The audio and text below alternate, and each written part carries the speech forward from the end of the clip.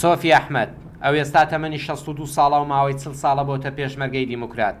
لە ژیانی پێشمەرگایەتیشیدا هەم ئەرکە پێشمەرگایەتیەکەی لە شاخ و هەمیش لە دەشت بووە، بەڵام دەڵێت بوونی پێشمەرگە لە شاخ ئومێد بە هاو نیشتیمانیان و هەمیش بە پێشمەرگە دەبەخشێت. پێشمەرگە لە بۆ ئازادی نیشتیمان لە بۆ خاک وڵاتەکەی کە ژیانی خۆی فیدا دەکات و لە ئەسلا لە شاخ و چێ و ئەوانە هەڵ لەگەڵ ڕوحیاتەکەی خۆشترە و ئاشناترە و هەمیش دەتوانین لەوێدا زیندوتر بێ ڕوحی زیندوی چالاکی زیاتر وە لەباری ڕوحی و لەباری جسم و تەسیراتی خۆیە پیاوەکە لە دەشت بوو دوور کەوتەوە، یعنی وا هەستەکە کە لە ملەتەکەی لە شۆڕش و لە خەبا دوور کەوتە، بۆیە جیاوازیە و دوانی یەکجار زۆرە، یعنی شاخ و دەشت جیاوازی یەکجار زۆری هەیە.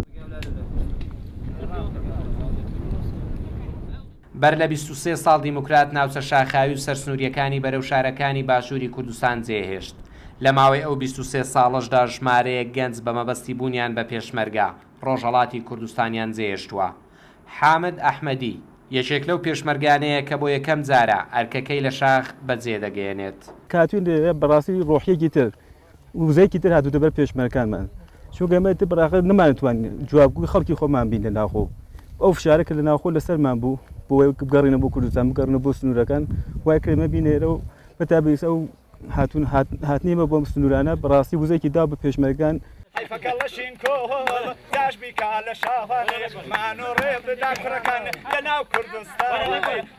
قالە سوور ئەو بەر لە 23 ساڵ بۆ ماوەیەکی زۆر پێشمەرگە بۆ لە شاخ. ئێستا لەگەڵ ئەودا ژمارەیەکی زۆری گەنجی پێشمەرگە هەن و دەڵێت پێشمەرگە تازەکان فێری ئەزمموی شاخ دەبن لەوان.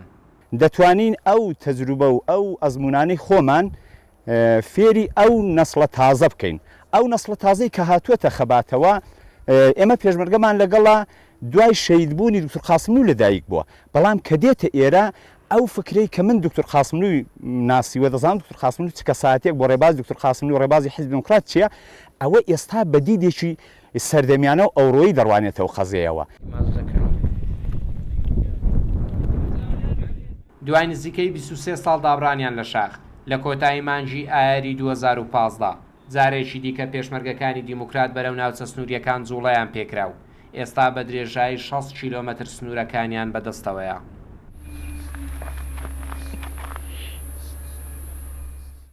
سەرەرای سەختی تێپەڕاندنی ڕۆژگار لە ناوچە شاخاویەکاندا، بەڵام پێشمەرگەکانی ڕۆژهەڵات دەڵێن ئێرەمان پێخۆشرە لە شار و کەمپەکان، چونکە لێرە تازەوە هەز دەکەین پێشمەرگەینە و لێرە هەوای ڕۆژهەڵات هەڵدەمژین.